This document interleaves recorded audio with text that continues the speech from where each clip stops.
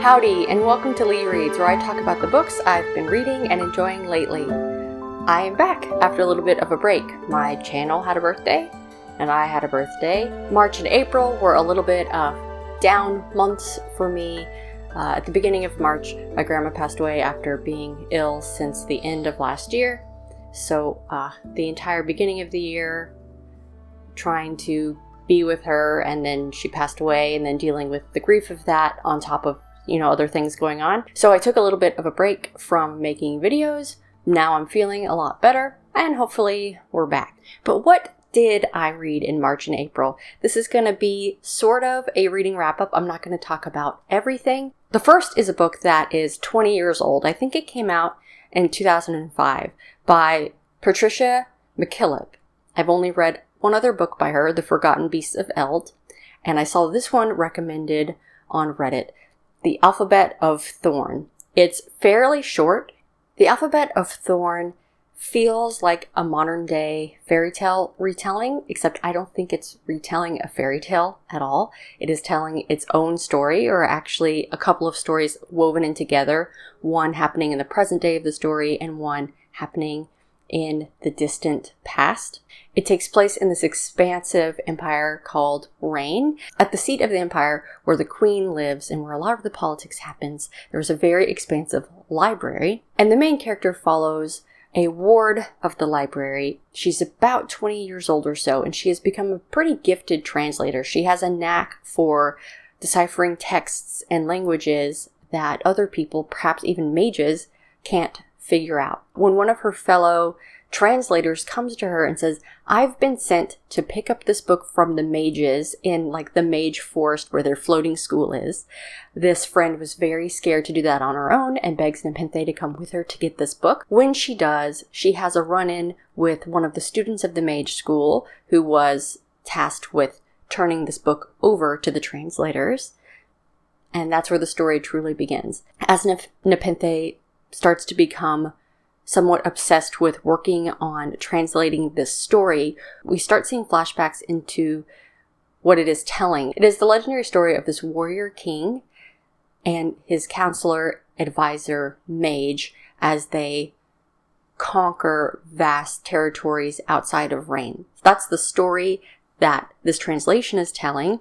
And as we're learning more, it's interfacing more and more with the politics because their king has recently passed away. His 14-year-old daughter inherited the throne, and there are some issues surrounding that. Some of the other noble families aren't the happiest with it. As Nepenthe is translating this text, the mage student that she encountered who handed her the book, Born, is coming more and more into his power and using what he's learning to befriend Nepenthe and get to know her better. Meanwhile, the late king's advisor mage is trying to train up his daughter to be ready to rule, because if she doesn't, these other noble families are going to start a civil war. That all sounds like a lot to be happening in such a short story, but what really struck me most is the writing style.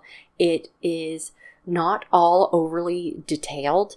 It's somewhat mythic and lyrical feeling in the prose, especially when it comes to the magic and the odd things happening in the setting itself. The story will tell you that a mage walked from one place to another using magic, and it doesn't belabor describing how that happened, but you just understand. It paints broad strokes of a picture, and then it lets you fill in the pieces together. What are the rewards and potential downsides of different types of obsessive love? There's a lot in this little package of a book, and it was my favorite thing that I read over the last few months. I do need to get a copy for my bookshelf, and I want to explore more of Patricia McKillip's work. One of my other top reads from this time period was Agnes Auburn's Mystical Cat Shelter by Heather Fawcett, who wrote the Encyclopedia of Fairy trilogy, except for I just saw a fourth book in that series announced. So it's not a trilogy anymore. It's a series, a full series. I might have touched upon my thoughts of this story in my February reading wrap-up. I think I finished it right at the end of February and the beginning of March. That story is about a widow who runs a cat shelter with her sister in Montreal, and the cat shelter is really down on its luck. These rogue mages, they have no respect for anyone. They battled on the street. They blew up the building that her shelter was housed in, and now she has to find a new landlord doesn't have a lot of money to do it. She stumbles upon this apartment that seems too good to be true. The landlord is way too happy to rent it out to her, but winter's coming on. She needs a warm place for all of these cats that she cares for. So she takes it, and it turns out that her new landlord is this infamous mage who everyone says a couple of years ago tried to destroy the world and now has been on the run from everybody, from the authorities and other mages who want revenge. But of course, what really happened is not that straightforward, and our main character has to team up with this mage to protect not only the shelter, but correct some events from history. I really enjoyed this one. It felt a little bit more like vibes and world building over a firm plot. But that said, I still had a good time when I read it. That was a perfect one. I believe I was taking some flights and I read that on a plane, and it was a perfect book for that situation. One of my other favorite reads was the second book in a duology by Lisa Kleypas that I had never read before. Lisa Kleypas writes historical romance set in England, early 1800s to late 1800s. Her different series span throughout that time. So this is one that is earlier in the setting, where one of the main places and characters has been very lightly alluded to in the Wallflower series, which I was rereading. And when I came across that reference in book 3, I was like, you know what, I really want to read the series that this reference is alluding to. So I finished rereading the Wallflower series, and then I read the Gamblers and Craven duology. The first book wasn't my favorite cup of tea, but I had seen people encouraging you, like, you need to read it to understand the second book, and the second book is worth it. And I agree. The setup and the characters in the second book are now some of my very favorite in all of Lisa Kleypas' books. So book 2 is called Dreaming of You, and it follows Derek Craven. He's the proprietor of this, I guess, gambling den of the time, where all of the lords go and spend all their money.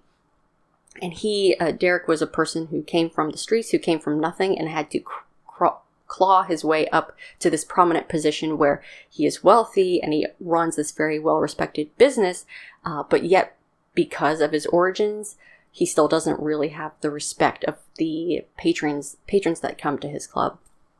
The other main character is a writer named Sarah, and she tends to write in her stories more about the downtrodden in society, prostitutes, etc. And she is doing research. She's out in very unsafe, not great parts of London to be in, trying to learn about the people who live there so she can better write her story. They encounter each other on the street. She actually saves his life, and then in return, she begs him to let her get to spend some time at this club and see the goings-on, talk to all of the staff, and really get some firsthand experience so she can better turn this into the story. And then, of course, they end up falling in love, and there's other drama throughout the process. But their individual characters, I thought, were so excellent. The different character arcs that they experienced and just how they ended up relating to one another. There was a lot of depth to the story, and I really enjoyed it a lot. So I'm glad that, even though I didn't really love the first book in that duology, I'm glad that I read this one, because now it's one of my new favorite Lisa Kleypas. I read some other eARCs throughout the month. I reread some other books. I actually did read the new Murderbot novella, but I think I've been talking for a while. So that's basically the highlights of my reading from March and April. I really encourage everyone to look at Patricia McKillop, especially The Alphabet of Thorn, if my review intrigued you. And I'm definitely going to be checking out more of her work, as well as continuing to explore Lisa Kleypas' backlist. Thank you so much for watching. I hope you enjoyed this video. And as always, don't forget to support your local library. Thanks. Bye.